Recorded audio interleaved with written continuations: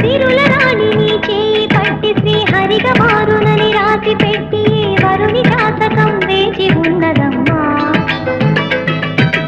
అన్నమయ్య శృంగార కీర్తనల వర్ణనలకు ఆకారమైన బంగారు చిలకనమ్మా.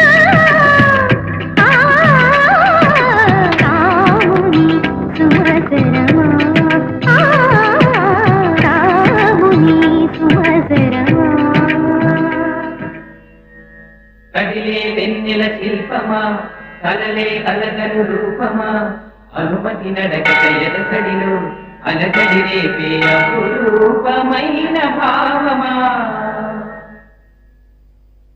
చిలుకు తడికి చిగురు తొడుగు పువ్వమ్మా.